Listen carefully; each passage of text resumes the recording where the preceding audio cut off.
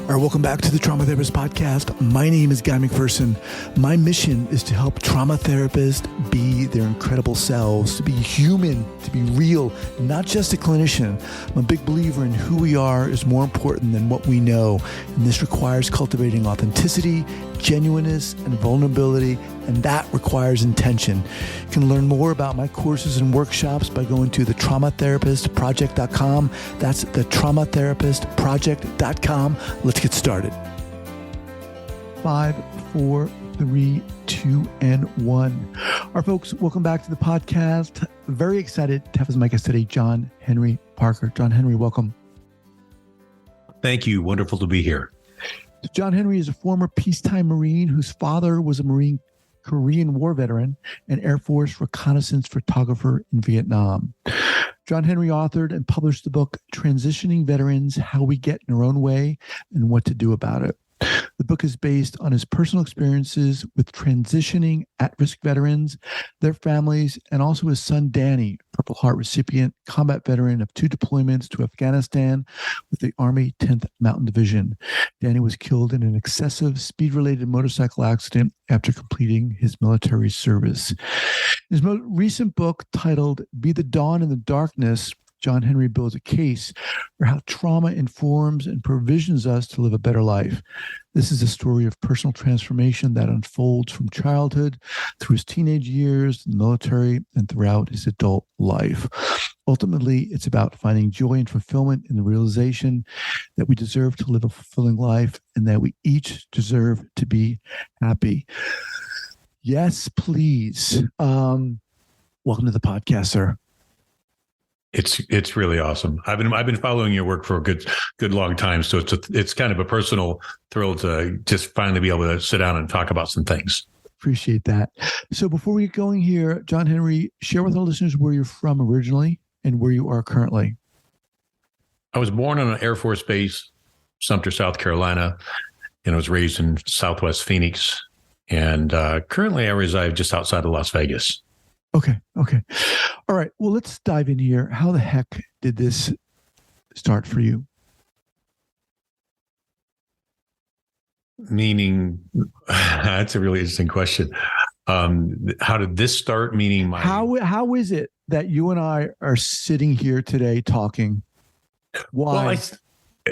Well, it's something I never thought I would do.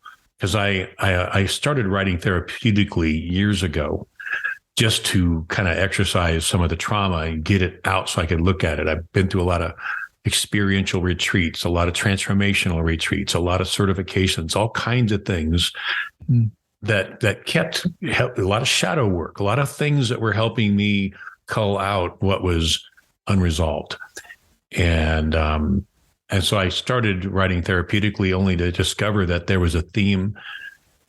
And then when I was really exposed more deeply to Joseph Campbell's work, The Hero's Journey, I took the arc of The Hero's Journey in a graphic and I laid out my life, and that turned into my table of contents, and I started applying this therapeutic writing for a purpose now, to really kind of look at my life I saved all the really bad things for last. But when I got it done, and I wrote it under my grandfather's name because it was never supposed to see the light of day. And then when I did write it, I thought, I'm going to put it out, let the work speak for itself. And I put under my name, J.H. Parker, but I didn't think I would have to do any interviews or talk about it. I'm like, people are going to, if they like it, they like it. If it helps people, it helps people. But I really don't want to talk about it. I really don't want to be out there in the public. And here I am talking to you. Like, this is what it takes to. I had to really look at, do I really want this to help people? If so, I've got to go first. I got to get uncomfortable. Yeah. And this is why I'm here. All right. So you leaped over a lot of stuff, but so what was going on for you such that, I mean, obviously you were going through a lot. What were you going through? What was happening? Well, unresolved trauma. Like when I discovered the adverse childhood experiences survey, it really blew me away because out of the 10 questions, I'm a 10. And when I look back at all my writing, there was no mystery about like how severe and how challenging it was. But I really was just a kid running as fast away as I could from my neighborhood and from my experiences, trying to make it in the world, trying to emulate other people and trying to be like other people who were successful, and nobody would ever, in their wildest imagination, see me as being successful when I was in my teenage years and my young adult years. So I look back now. Just to give us some context, and we don't have to get into details, but for just some context, we're talking about a lot of stuff going on at home that you need. I grew up in a family. I grew up in an environment where there's a really violent, raging, alcoholic combat veteran who was beating and terrorizing everybody all the time, nonstop. It was just a terrible environment. And then outside the home, there was gangs and violence and predators who were waiting for me to come outside and go to the store. Jeez. And so a lot of violence, a lot of getting beat up by groups of guys on a regular basis, and then deciding I'm going to go in the military. I'm not going to have this. I'm not going to have anybody mess with me again. And then going in the Marines, and then, getting some scoop up some more trauma, right? And then coming home, got a couple of bad, more grief and loss of others, so that really was the upbringing, that the first part of my life. And then it took an upward trajectory into personal development, transformational development was what really saved my life, because I wasn't going to counseling. This wasn't going to happen. How did you get through those younger years? How did you survive those younger years? I'll tell you, my great aunt Gladys, she didn't save my life, but she provisioned me to save my own life. Like I say right in the front of the book, it only takes one healthy adult of great character to shape the life of a child forever. Wow. And she provisioned me with some really important things to live my life by, that I'll just share a couple of them if you don't mind. Yes, of course. I'm like, what are these things?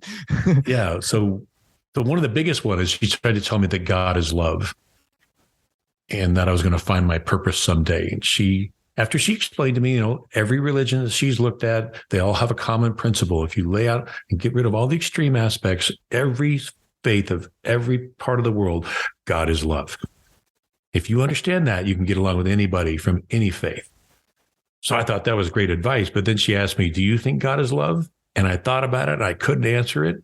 But when I did, I finally said, it may be true for you, but it's not true for me. Because if God is love, why are all these bad things happening to me? Mm-hmm. And she said, ultimately, you're going to discover this for yourself someday, and you're going to find your purpose. Because I told her I was too young to have a purpose at that time. She said, you're probably right.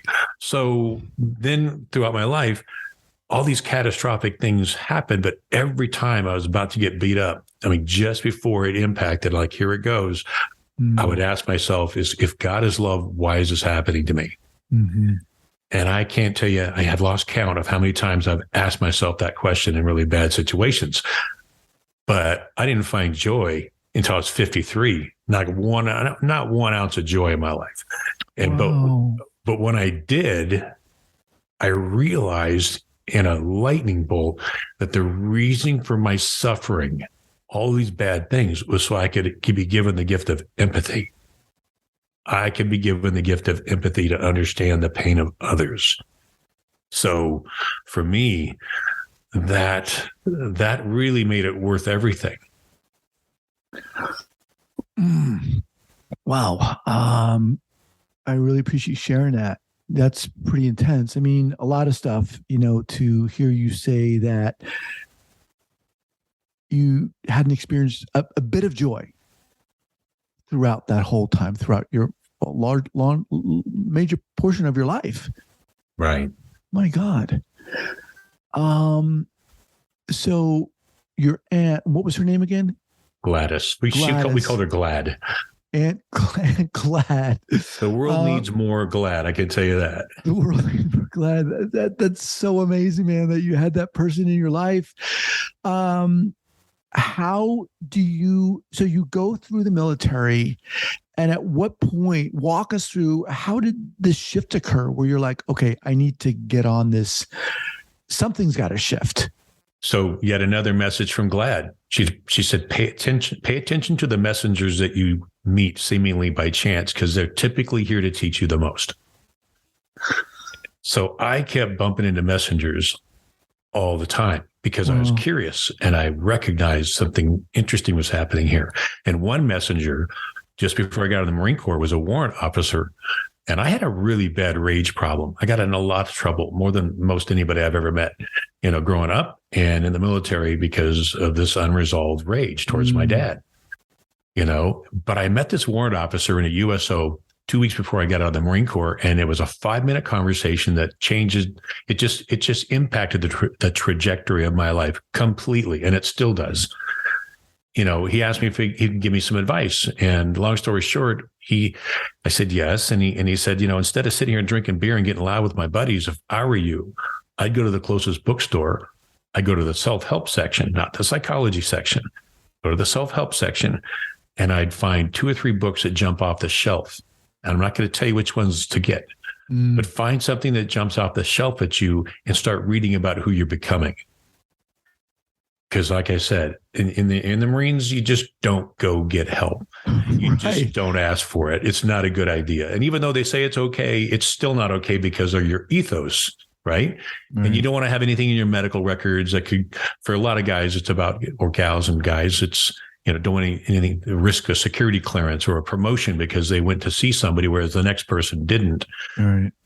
So I picked up off the shelf that day, The Magic of Thinking Big by Schwartz, because that just sounded awesome. Think and Grow Rich by Napoleon Hill. That's awesome as well. I just thought that was a great title. And then of all things, Psychocybernetics by Maxwell Maltz, where he was a plastic surgeon who would make people beautiful, but they couldn't see it. Mm-hmm. Right. And here I am in this impeccable Marine Corps uniform, but I'm really broken and damaged inside.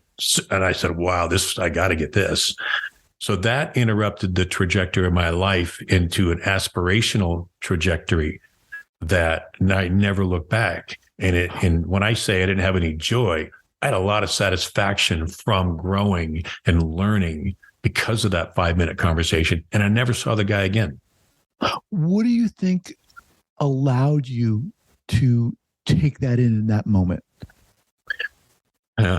Because when you're getting out of the military, you have a big ego and people try to give you advice and you're like, thank you very much, sir. Yes, ma'am. Okay. I got this.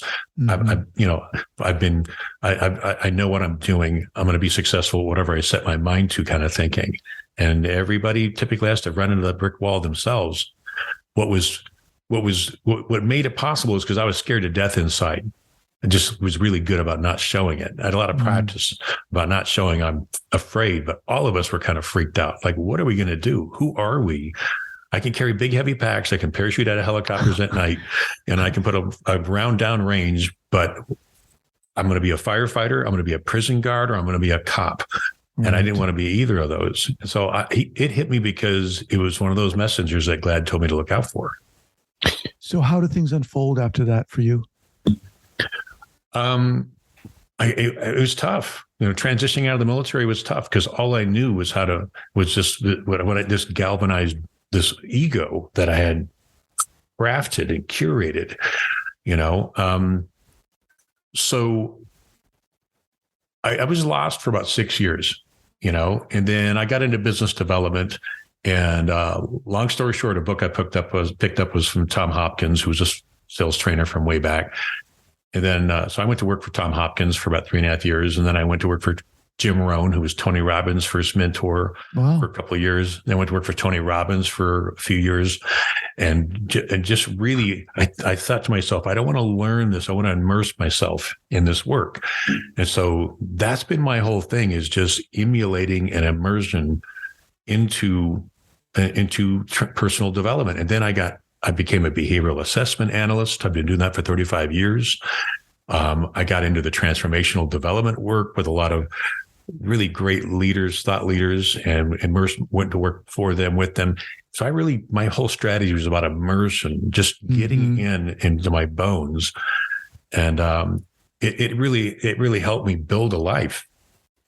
How does one get to work for Jim Rohn and then get to work for Tony Robbins? I mean, come on. I tell you what, it started by going to work for the sales training organization. I called this guy, Ron Marks, and I'm like, I just read the book. I just went to a seminar. I'm like, I got to come work for you. Like, everybody says that we're not hiring. Right. And I called this guy for like 3 months and, not hiring. So finally I just said, okay, so we need to meet. So that way, when you are hiring, you'll know who to call. And he says, oh, okay. Now when can you get into my schedule? Because he wanted me to close him. He wanted me to give him a reason to see me, not just, I want a job. Right. And he gave me my start, and he's just a great guy. And so getting 3.5 years of understanding the sales training seminar, personal development field.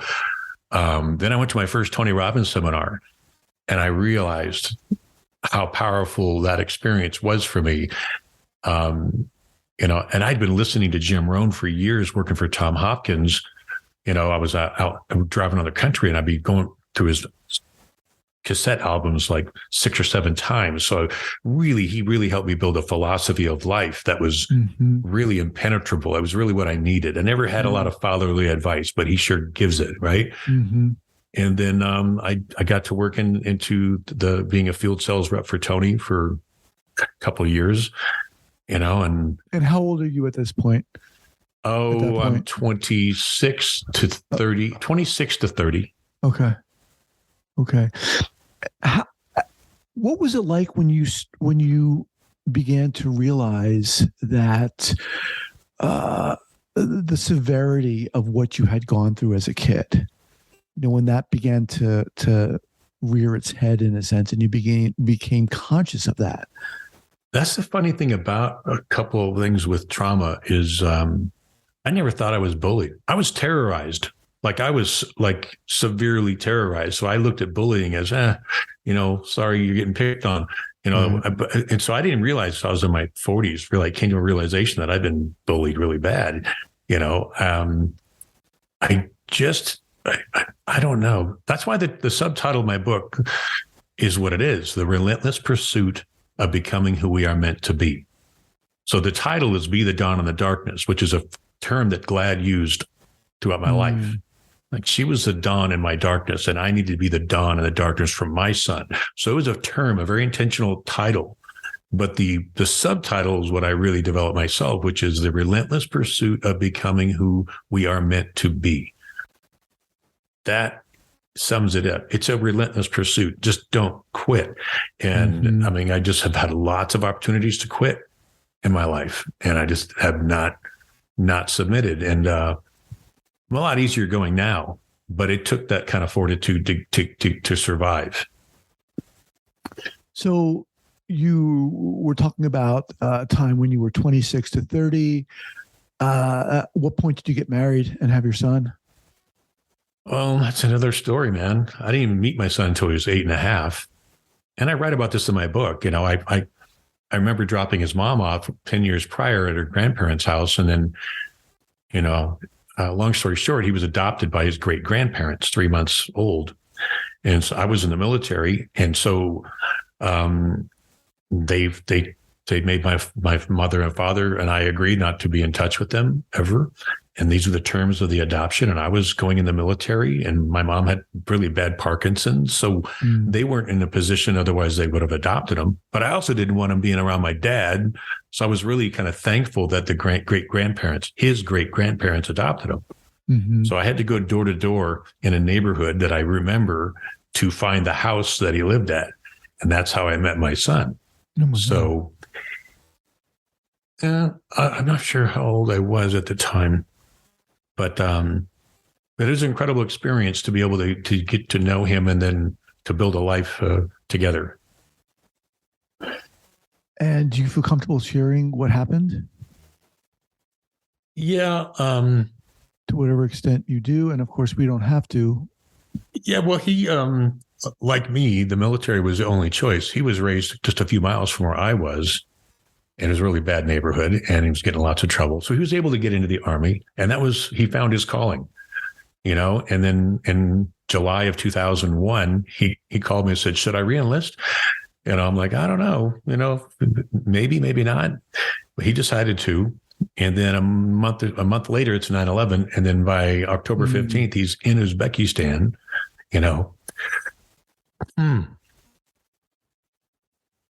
So he did 9 years in the military, and a lot of really bad things happened, and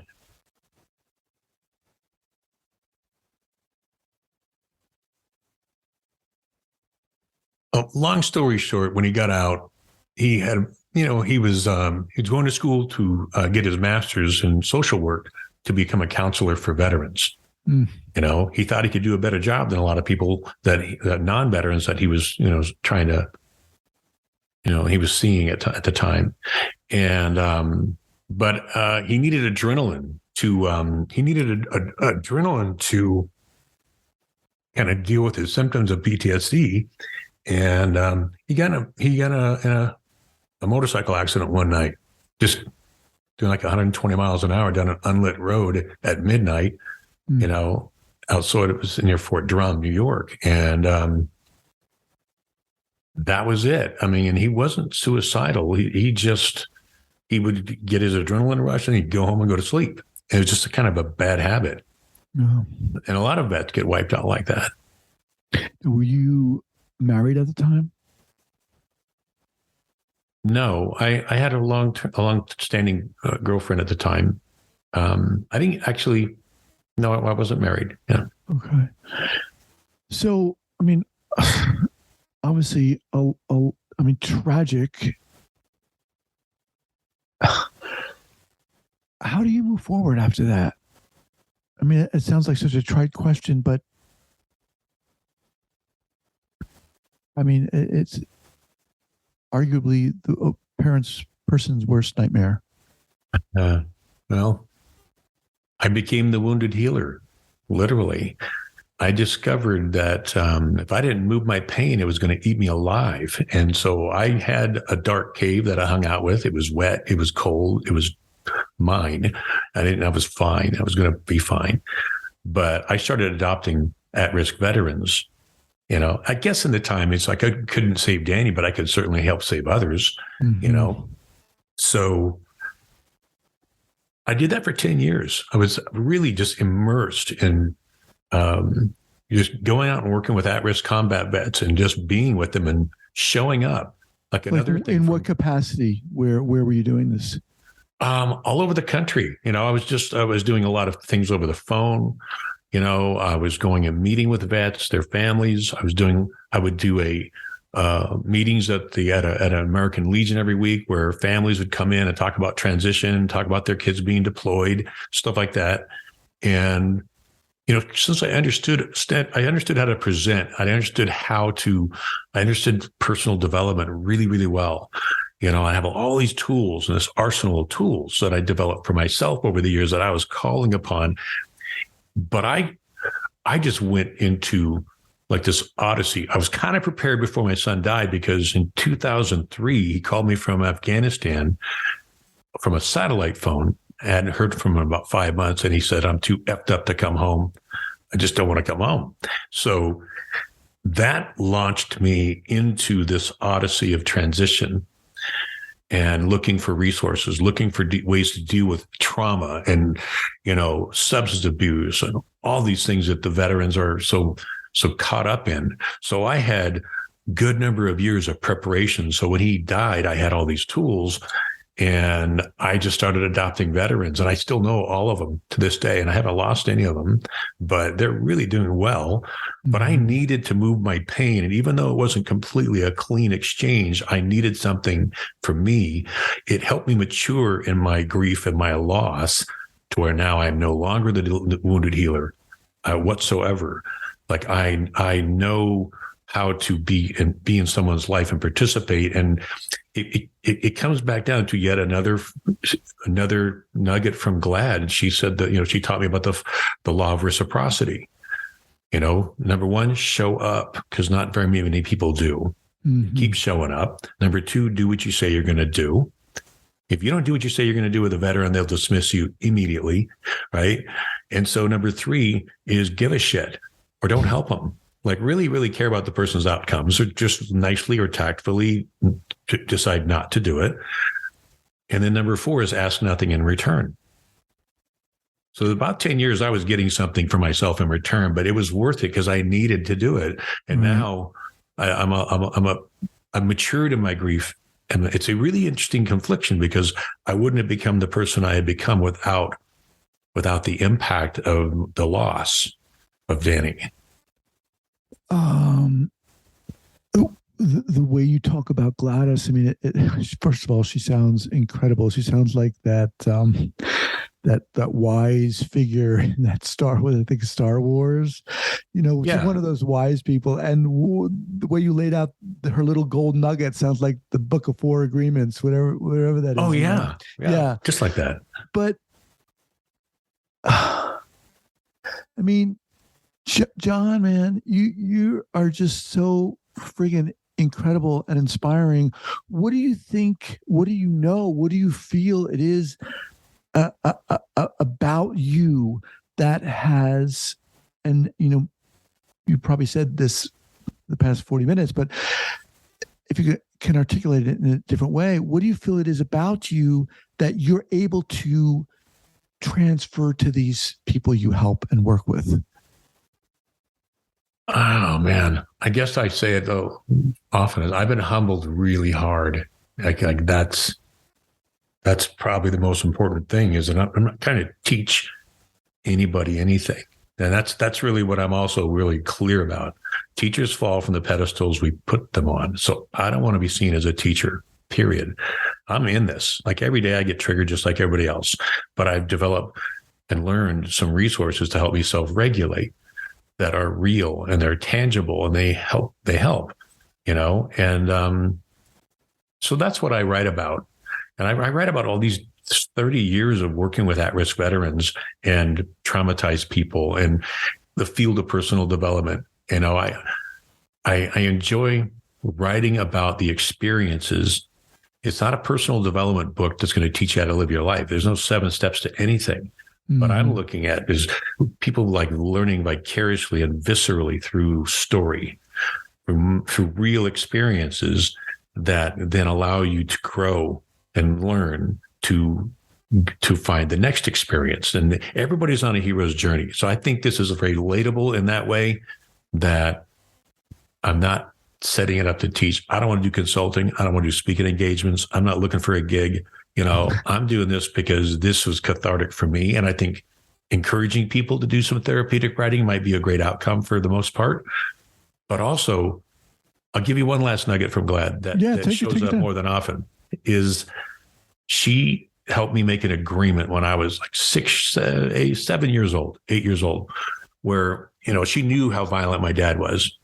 And she used to come live with us from Canada for 2 months a year during Thanksgiving and January, so she could get out of the cold, and she would live with us. And I'd sit at her feet for like 2-3 hours every morning, and we'd talk.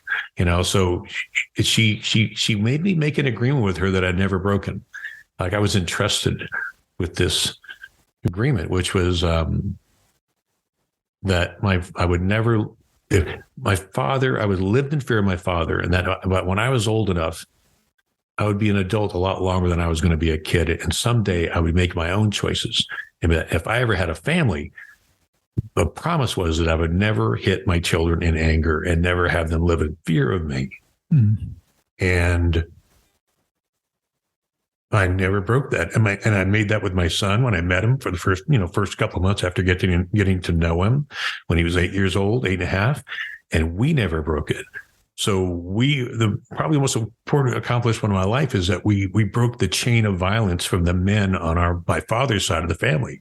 It's just what happens. It's terrible violence. So we never did that. And so that had an impact. That's incredible. As we kind of wind down here, I want to ask you kind of a general question about the state of the veterans making transition. I mean, to me, this story, the situation is so tragic. It just seems to be going on and on and on. Is there any light at the end of the tunnel in terms of how we as a society are welcoming back and helping transition back these veterans? If I was to say just one major point briefly, it would be identity, mission, meaning, and purpose. We get this galvanized into us. We have an identity, we have a daily mission, we have meaning and purpose. And then when we get out, we have nothing. And every veteran is unprepared for the realization that they have to reinvent themselves. And they do not do a good job enough of transitioning people out of the military. They do an incredible job building up this professional warfighter, but they have a transition assistance program called TAPS. But my wish is that they would really hit on identity, mission, meaning, and purpose. You got to reinvent yourself. Who are you? Mm-hmm. You got to give yourself a daily mission. You got to find something greater than yourself that you can focus on, like Danny, becoming a counselor. A new identity, being a counselor. The new mission was get yourself in possession of all the details from the colleges and your military benefits. Okay. So we use these terms, identity, mission, meaning, and purpose. If more families would be able to, and this is really, I can keep plugging my book here, but this is all in the book. Well, that's what this is about. How that's this why works. You're here to talk about your book. There's no shame in that. But yeah, this is a shameless plug because there's a methodology, there's a process that families need to learn how to have. They need to learn to understand how to have a conversation with their loved ones and their veterans, and this kind of gives you a roadmap. And that book is called "Be the Dawn in the Darkness." Where can people get that book? Well, you can get it by going to harvestingwisdom.com. Okay. Obviously, on Amazon and Barnes & Noble and lots of different places. But if you go to Amazon.com, there's links right there where you can pick it up from lots of different places. And there's an audiobook too, which I really, really like. We got an incredible narrator, storyteller named Dan Warren. And he just does a great job. I think it would be wonderfully read. Wow. Well, John Henry, man, you are one impressive and inspiring person, I've got to say, and I really appreciate you coming on here. You're welcome. I appreciate you coming on here and sharing your story. I know it's not easy, but I truly believe that there are a lot of people out there who are going to be inspired by you and the work you do. And I'd love to have you back. Love to have you back on the show. I would really enjoy that, and thank you so much. You've made this really easy. I appreciate that. So the best way for people to get in contact with you is at harvestingwisdom.com? Correct. Okay. We'll have that linked up at the show notes page at thetraumatherapistpodcast.com. All right, sir. We'll talk. Take care. Thank you.